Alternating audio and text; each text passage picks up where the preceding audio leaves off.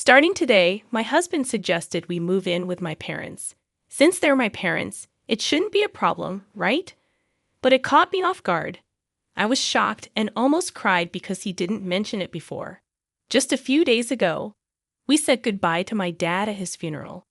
He had been sick for a long time. Even though we were still feeling sad from the funeral, my husband packed our things and left our house. He said we were going to a villa my dad left for me. Surprisingly, my in-laws were already there, staying in the villa. My name's Natalie. I'm 33 years old, and I work as a designer. I've been living with Justin, my husband, for 3 years since we got married. My job is going well, and I think I'm a pretty successful designer. I earn enough money to have an apartment in my name. My mom passed away when I was in college, and last year, my dad was diagnosed with cancer. He tried treatment, but it didn't work, and the doctors said we should prepare for the worst. When my mom passed away, I was already living on my own. But my dad always kept in touch, especially after I started working. He was really important to me. When I found out how sick he was, I was devastated. I worried about him all the time, and my husband kept asking me about his health. But honestly, I didn't think he really cared. It felt like he was just waiting for my dad to die. My husband always seemed insecure because he made less money than me. I wished he'd be proud of my achievements and support me when things got tough. But he acted childish. He was always competing and only seemed happy when he was winning. My dad told us not to worry about him and to focus on our relationship, but I thought we should spend time with him while we still could. That way, we wouldn't regret it later. I started to resent my husband more and more. In the beginning of our marriage, he was loving and caring, but his insensitive comments about my dad's illness hurt too much. I couldn't believe how much he changed. My husband works from home, and he said having me around distracts him. So I rented an office and started commuting. Even though I was busy with work and taking care of my dad, my husband didn't help with anything at home. He lived selfishly and didn't care about my feelings. Living with him made me realize how little he understood me, and I felt really lonely. Then my dad died. We had already sold our family home, so I was busy with funeral arrangements. But my husband was always on the phone or disappearing. He didn't seem interested in helping me at all. I begged him to help, especially during such a hard time. But he just brushed me off, saying he was getting a lot of work calls. I was so angry and disappointed in him. Losing my dad made me feel even more hurt by his coldness. On the day of the funeral, I felt incredibly sad. After spending a long time talking with his parents, my husband came back smirking. Their suspicious looks made me feel even more alone. But despite that, the cremation, interment, and inheritance stuff went smoothly, and the funeral ended well. Then, out of the blue, my husband suggested we move in with my parents. He said, "They're your parents, so it shouldn't be a problem, right? If you're against it, should we get divorced?" He said it like it was a joke, but I couldn't stay calm. I strongly opposed the idea, especially since we didn't have any extra rooms in our apartment. One room was used as my workspace and for storing my husband's work stuff. But he just smiled and said we should live in the villa I inherited.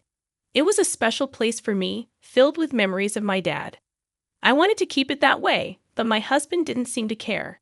He kept making selfish demands. I tried to explain that living there would be tough, but he wouldn't listen. His parents had already decided to move there. They probably planned it during the funeral. Since the villa was big and peaceful, they liked it. Their move was already in progress, and I couldn't object. Every time I spoke up, my husband got mad. He accused me of only thinking about myself and being absent from home.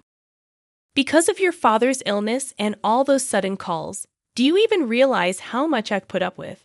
Your obsession with your father has been too much to handle." His words were harsh, and I felt like my world was falling apart. "Now that your father's gone, you need to listen to me. It took him a whole year to die, which was way too long," he continued, his tone cold and heartless. I couldn't believe this was the man I married. He showed no respect for my father or me. I remembered how my dad looked in pain in his hospital bed. He wouldn't have wanted me to just obey my husband like this. In that moment, I realized all my love for my husband had disappeared. It hurt to think about how he found joy in getting the villa while I was mourning my father's death. But I held back my emotions and warned him about regretting his decision. I packed the essentials and left our home, leaving my husband puzzled. I didn't want to say anything more to him. It was painful to see my in-laws, who probably couldn't wait for my father to die so they could move in. But I followed my husband silently. The only thing I couldn't accept was him taking over my special place. The villa, although technically a villa, was just a regular home by the sea, where ordinary people lived. However, the villa's location was quite convenient, being easily accessible from the city center, and the land itself held considerable value. As I stepped out of the station, the familiar scenery of my childhood greeted me. I remembered how my mother used to be alive, and whenever I dozed off on the train, my father would carry me on his back all the way home. When we reached the villa, my in-laws were already inside. I started to suspect something fishy, realizing that my husband had secretly given them a key without my knowledge. This made me even more uneasy, sensing a secret plan to move in without my consent. Looking around the villa, I saw my in-laws' eyes shining with excitement for their future life here. Despite being a single-family home, the sturdy furniture my father had chosen was arranged in a slightly different European style, probably to my mother's taste. But their ecstatic comments irritated me. They seemed to underestimate the significance of my father's passing, seeing the villa merely as a luxurious house. Their lack of sensitivity became even more apparent when my husband joined in, laughing as they opened beers to toast the move. I sighed deeply, feeling the precious memories I shared with my parents at the dining table being tainted. I decided to hide my feelings and endure the night. The next morning, my mother-in-law's scream shattered the quiet atmosphere of the villa, instantly alerting me. When I woke up, I noticed my father-in-law and husband causing a commotion, but it took me a moment to reach the source of the scream. In the bathroom, my mother-in-law was on the floor, clutching her foot with a panicked expression. She explained that the floor had given way beneath her, but when my husband and father-in-law checked, everything seemed fine. As they examined the floor, I suggested they try stepping on a slightly differently colored part. When they did, the floorboard made a sound and slightly sunk, but then snapped back into place when lifted. I explained that it was intentional, part of what my father called a mechanical mansion or a trick house. He was a huge ninja enthusiast, and this villa was his pride and joy. He had installed traps and mechanisms throughout the villa, including floorboards that seemed to collapse but were actually harmless. As someone familiar with the house since childhood, I had no trouble navigating it, but my husband and in-laws, being unfamiliar, were shocked. They hadn't realized what they were getting into by moving here. With our apartment lease canceled and nowhere else to go, they were pressing my husband on what to do next. In the midst of this, both my father-in-law and husband accidentally triggered another trap, causing them to fall. "Please feel free to stay as long as you like," I said, but my tone was more mocking than genuine. They had been so enchanted by the luxury of the villa, ignoring my warnings and showing no interest in my father's hobbies. Now their oversight was coming back to bite them. Even when I explained the dangers of the traps, they didn't take it seriously. "We'll get used to it," my husband said confidently. "I'll head back to the apartment to prepare for our move," I replied, leaving them in the villa. But in reality, I had no moving preparations. I planned to take a few days off and sort through my father's belongings. As expected, after just 2 days, my husband and in-laws had had enough.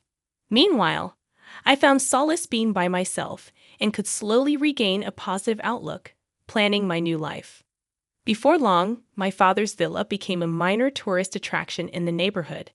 It was regularly featured in local newsletters as the trick mansion hidden in a residential area. Reflecting on this, I remembered strangers touring the villa and local children playing there, making it a lively spot.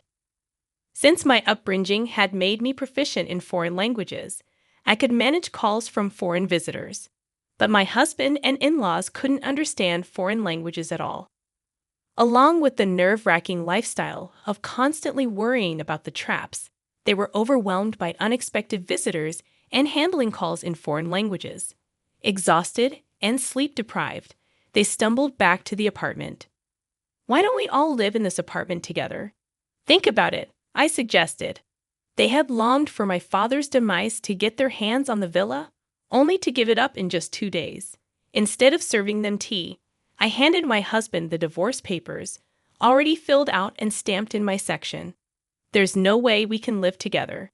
If you understand, just leave quickly," I explained with a deep sigh. I couldn't forgive him for disregarding my feelings and acting insensitively without consulting me or giving any explanation. My husband decided we'd live with his parents. Moreover, he had never shared household responsibilities with me before. He dumped all the household responsibilities onto me, and when I felt cornered, he seemed indifferent about it. He ignored my feelings, acted selfishly, and secretly decided to move in with his parents. I couldn't imagine continuing to live with someone like that. "What happened? You used to love me, right?" he asked obliviously. I couldn't help but laugh at his usual oblivious remarks. "You think I could love someone who wished for my beloved father's early death and would rejoice when he passed?" I handed him only the divorce papers and drove them out of the apartment. "First of all, this is my apartment. If you have a problem, you should be the one to leave." My husband raised his voice, but I responded calmly, reminding him that the apartment was under my name. They fell silent upon hearing my words. They relied on me financially and didn't have much of their own. However, I had made up my mind to cut ties before their lengthy persuasions began. Neither my husband nor my in-laws had much in savings after being evicted from the apartment and being unable to return to the villa. They now live in a cheap, low-quality apartment and are barely getting by. At first, my husband felt guilty and apologized frequently, but over time, he grew resentful of his parents. Due to their age, they rarely worked, and when they did, it didn't last long. In the end, they exhausted their savings and pension with every move, constantly argued, and became estranged as a family. The walls of the apartment were thin, letting out their daily quarrels. Even when they received noise complaints, they didn't apologize. Instead, they retaliated, causing them to be disliked by their neighbors. They might need to find a new place to live soon. My husband previously enjoyed working from home, but in the current apartment, he didn't have the luxury of a dedicated workspace. Unable to concentrate on his job, his reputation and sales plummeted. Now, he barely gets by with a late-night convenience store job and should consider juggling multiple part-time jobs. The in-laws felt their biggest mistake was letting their son control their decisions. In their frequent arguments, they blamed the villa's traps. "If you had been more responsible, we wouldn't be in this situation," they argued. "You should have checked properly." "Don't blame me now," my husband countered. "I never imagined we'd end up like this because of our son," she said, reflecting on how her parents had always wished to inherit the villa and were overjoyed when her father passed away. I will never forget that after the divorce, I made significant strides in my career as a designer. To process her father's death and all these events, she created designs incorporating ninja elements and showcased them on social media. Their popularity spread rapidly, and one day a major cosmetics company contacted her to design packaging with an Asian touch incorporating ninja elements. She felt this work would preserve her father's cherished memories. Of course, I eagerly took on this project and committed fully to it. Ultimately, it was a huge success, propelling my career forward and allowing me to give joyful updates at my parents' graves. She retained the mechanical house, keeping it as a special place filled with memories of her father. She began organizing tour schedules and, with a little tweaking, turned it into a space where both tourists and local children could enjoy for free. Soon, the house attracted significant media attention, and the income from this exposure helped to defray ongoing costs. Furthermore, online articles about the house were translated into foreign languages, leading to support from international fans.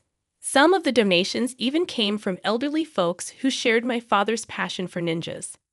She remained dedicated to the ongoing upkeep of this magical place. Meanwhile, the mechanical house remained a daily hub of activity, a favorite among local children.